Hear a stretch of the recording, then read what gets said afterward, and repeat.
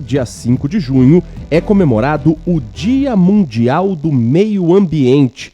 Um assunto que, se já era importante antes, agora com as mudanças climáticas, com as cenas que a gente vem assistindo com muita tristeza no Rio Grande do Sul, é um assunto que tem que ser tratado como prioridade em qualquer gestão. E a nossa convidada nesta terça-feira, véspera do Dia Mundial do Meio Ambiente, é a secretária estadual de Meio Ambiente aqui de São Paulo, de Infraestrutura e Logística, a secretária Natália Rezende. Secretária, muito obrigado por atender o nosso convite. Bom dia, é um prazer ouvir a senhora. Bom dia, prazer é todo nosso. Para a gente é uma satisfação muito grande estar aqui com vocês, todos os nossos ouvintes. A gente fica muito feliz de falar sobre um assunto que é tão importante, né? Você falou bem aí, a gente tem que olhar as medidas que a gente já vem fazendo e o que a gente vai, inclusive, anunciar amanhã no Dia Mundial do Meio Ambiente, que a gente pode compartilhar aqui com vocês. De novo, obrigada pelo convite, estamos aqui sempre à disposição. Se a senhora já puder antecipar, então, quais são as medidas que deverão ser anunciadas nesta data importante para marcar o Dia do Meio Ambiente, secretária? Bom, vamos lá, então. A gente está com uma série de medidas, olhando o Plano Estadual do Meio Ambiente que a gente lançou, inclusive no ano passado, no Dia Mundial. Naquela época a gente colocou um plano muito robusto, muito bem organizado, vários eixos, inclusive um dos eixos é resiliência e adaptação climática, que amanhã a gente vai colocar ainda mais ações, né? A gente tem feito um plano com ações de curto, médio e longo prazo, um plano de estado, né? Bem robusto, bem planejado.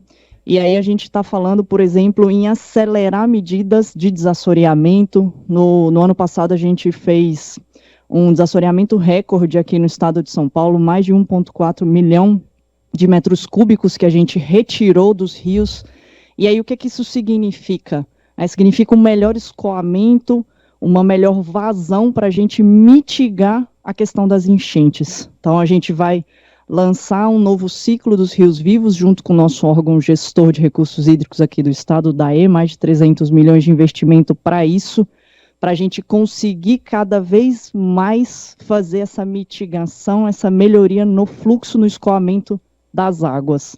E junto com outros mecanismos de financiamento, FinaClima, para a gente conseguir aproximar a iniciativa privada também dos portfólios que a gente tem aqui de soluções baseadas na natureza, um programa para resíduos sólidos, para a gente conseguir auxiliar os municípios também a se regionalizar, ter ganho de escala, de escopo, sempre de novo pensando em medidas que a gente consiga fazer no agora e no futuro, um futuro mais sustentável, que é o que a gente precisa. Tiago Prudente, conosco a secretária estadual de Meio Ambiente, Infraestrutura e Logística do Estado de São Paulo, Natália Rezende. Muito bom dia, secretária, muito obrigado pela participação aqui no Manhã Bandeirantes. Secretária, queria tocar num assunto que eu acho que é importantíssimo, que é a questão dos resíduos sólidos, né? Como é que está essa situação hoje no estado de São Paulo? Eu sei que tem o Plano Nacional de Resíduos Sólidos, como que a Secretaria do Meio Ambiente tem trabalhado isso com as prefeituras? Porque, por exemplo, na região de Campinas, a gente tem a questão de aterro sanitário que já estava fora da sua capacidade, a cidade tem que levar lixo para outro município. Como é que está essa gestão e também essa preocupação? Porque o lixo gerado hoje em dia é muito grande e, sem dúvida nenhuma, é um fator que preocupa. Como é que tem sido esse trabalho da Secretaria de Meio Ambiente, que as pessoas nem têm ideia que o lixo que elas estão produzindo ali no dia a dia também é uma preocupação muito grande, principalmente por causa da questão do plástico, né? Perfeito, Tiago. Bom dia, prazer falar com você. A gente tem desde o início do ano passado, do início da nossa gestão, olhando com muito carinho essa questão dos resíduos sólidos, que é uma das pernas do saneamento básico, né? E muitas vezes a gente não fala, mas a gente precisa falar. E a gente precisa falar muito olhando para a valorização do resíduo. Então, o que a gente tem que jogar, colocar, destinar ambientalmente de forma adequada num aterro é muito mais o rejeito que a gente fala. E para isso, o que a gente veio gerindo, o que a gente veio estruturando, e amanhã a gente vai lançar também um programa para regionalizar a destinação, para ajudar os municípios, e aí ajudar a gente está falando em, junto com eles, a gente vê a questão de viabilidade econômico-financeira dos projetos, parcerias público-privadas para a gente ter um melhor custo logístico, uma melhor escala, porque o que acontece muitas vezes? Muitas vezes o município ele tem na sua coleta, isso vai continuar, né, acontecendo, a gente ajuda também, mas a destinação enfrenta problemas logísticos. Mais de 180 municípios no estado de São Paulo, por exemplo, tem que caminhar mais de 50 quilômetros para poder destinar os seus resíduos. E isso muitas vezes aumenta o custo, isso dificulta uma economia circular, que é o que a gente quer fomentar. E aí o que é isso, né? O que é uma economia circular? É a gente olhar o resíduo não só como o que a gente chama de lixo, né? Que é até pejorativo, é olhar o resíduo para a gente produzir energia, para a gente fazer reciclagem, para a gente olhar nessa lógica da energia, o biogás, inclusive como uma fonte de alimentação da própria planta do aterro, para a gente gerar biometano, colocar na rede, pegar o delta do carbono, investir no mercado voluntário.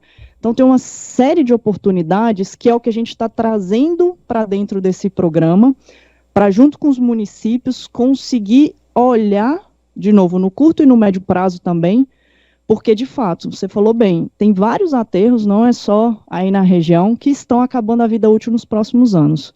Então, essa lógica da gente conseguir ter mais escala, mais escopo e fazer uma concretude dessa economia circular é exatamente na linha do que você comentou bem. Olhando os municípios, olhando os consórcios que têm procurado a gente e fazendo algo mais estruturado, que é o que a gente veio gerindo aqui na Secretaria. Secretária Natália Rezende, a gente começou essa entrevista falando sobre o cenário que existe no Rio Grande do Sul. E claro que há uma dor pelo que os nossos irmãos gaúchos estão vivendo, mas também uma preocupação que cenas assim se repitam no estado de São Paulo. Nosso estado está preparado para situações tão drásticas e adversas como que aconteceram no Rio Grande do Sul? E o que está sendo feito para evitar catástrofes como aquela? Não, perfeito. A gente tem também sempre ajudado, né, lá os nossos irmãos lá do Rio Grande do Sul, aí via Sabesp, via Fundo Social, enfim, a gente tem todos os dias tentado prestar todo o apoio. E no ano passado a gente teve também, olhando nessa questão de eventos extremos, as chuvas de São Sebastião, que de prontidão a gente já agiu, já liberamos de uma forma muito célere a logística ali, seja na Mogi Bertioga, na SP098, seja na Rio Santos também. Em poucos dias a gente fez a liberação. E em paralelo a gente começou a olhar esse planejamento que eu comentei aqui.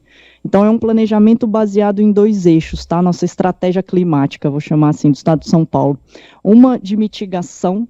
E aí a gente está falando num plano de ação climática aqui que é dividido em vários eixos, né? Resíduos, indústria, transporte, energia, como que a gente consegue fazer em cada uma delas essa transversalidade de política pública para sequestrar carbono, para a gente restaurar, que a gente colocou como meta nossa, até 2026, 37,5 mil hectares. A gente já está acompanhando mais de 34 mil, só do ano passado para cá, novos 9.300 mil hectares. E um eixo também muito focado em resiliência e adaptação climática, que a gente está fazendo o nosso plano junto com a GIZ, deve acabar no final do ano, e em conjunto com os municípios. Então, além daquelas medidas que eu comentei no início de desassoreamento, medidas muito concretas para o escoamento das águas, a gente tem trabalhado na capacitação dos municípios. Só do ano passado para cá foram 114 municípios que a gente fez capacitações para eles se prepararem para os seus planos diretores, via zoneamento ecológico e econômico, que a gente tem aqui no estado, tem os instrumentos, tem os mecanismos, e a gente quer que os municípios utilizem.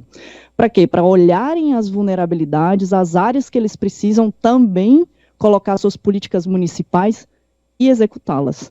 Então a gente está fazendo aí uma série de medidas desde o ano passado, com o acréscimo dessas que a gente está comentando aqui, que a gente vai lançar amanhã, para poder se preparar de uma forma perene. E isso envolve essas políticas que a gente já está fazendo e que a gente vai cada vez mais acelerar com esses novos mecanismos que a gente deve falar amanhã também. Secretária, queria abordar um assunto que eu acho que é importantíssimo, que é a questão da Mata Atlântica, né? A gente fala muito de Amazônia, de Cerrado, e acaba esquecendo da Mata Atlântica, que é uma das matas com diversidade exuberante, sem dúvida nenhuma. Sem dúvida também a gente sabe que foi uma das mais afetadas, até porque o nosso tipo as grandes cidades do Brasil estão no litoral brasileiro, né, nessa margem do litoral, onde a Mata Atlântica está mais presente. Mas eu queria entender hoje qual que é o plano do governo estadual para a defesa da Mata Atlântica no estado de São Paulo.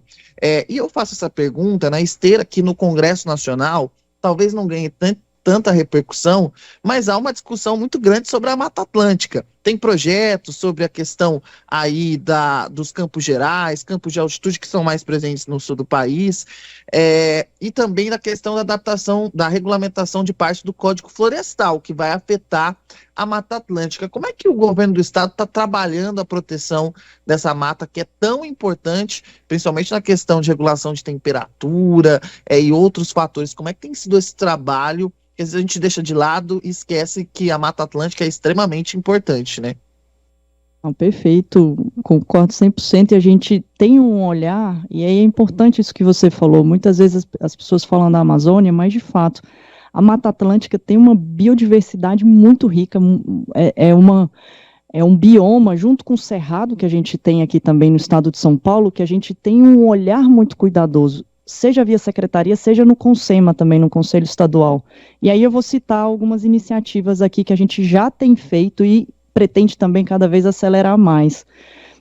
Além da questão da restauração, então a gente colocou lá como meta, no eixo de biodiversidade, colocar em restauração 37,5 mil hectares. Isso envolve o bioma Mata Atlântica. Além disso, no Consud, a gente, junto com os demais estados que compõem, os outros 6 estados, a gente também colocou lá uma meta para a gente conseguir passar de 90 mil hectares, e aí juntando todos os estados, só para o bioma Mata Atlântica. E aí dentro dessa lógica de restauração, a gente tem programas, tem o programa Nascentes, tem o Conexão Mata Atlântica, que aí a gente tem que pensar nos biomas também fazendo essa conectividade entre fauna e flora, isso é muito importante. E também olhando um desenvolvimento sustentável da região.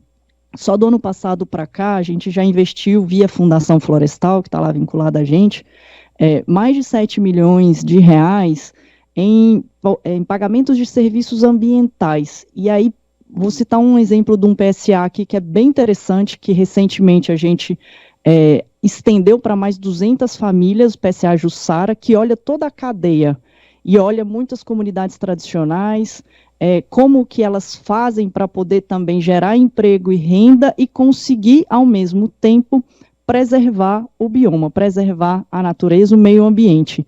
Isso não só em pagamento por serviço ambiental, mas, por exemplo, em parcerias que a gente fez no ano passado lá na Ilha do Cardoso, né? Então, a gente fez uma parceria com a comunidade tradicional para ela nos ajudar a fazer a preservação e, por outro lado, com mais de 140 famílias que estão ali naquela região, que é uma região maravilhosa, estimular o turismo, estimular a geração de emprego, renda, e isso a gente está fazendo com comunidades tradicionais e com os povos originários também.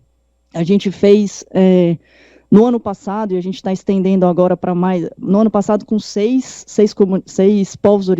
tribos de comunidade de povos originários, a gente vai estender mais ainda, mais de 600 mil que a gente colocou para pagamento para serviço ambiental, também localizado nessas regiões, de novo, para quê? Né? Para a gente ter uma sustentabilidade concreta, que é o que a gente bate muito na tecla aqui.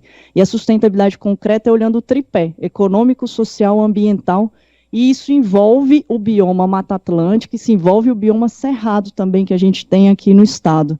Então, a gente tem medidas muito concretas, muito factíveis e que a gente visa essa preservação, seja na parte de restauração, seja na parte do desenvolvimento sustentável, junto com essas comunidades locais, regionais, e de forma a gente sempre promover a preservação, olhar as normativas, melhorar a nossa governança, é isso que a gente vem desenvolvendo muito aqui no estado de São Paulo.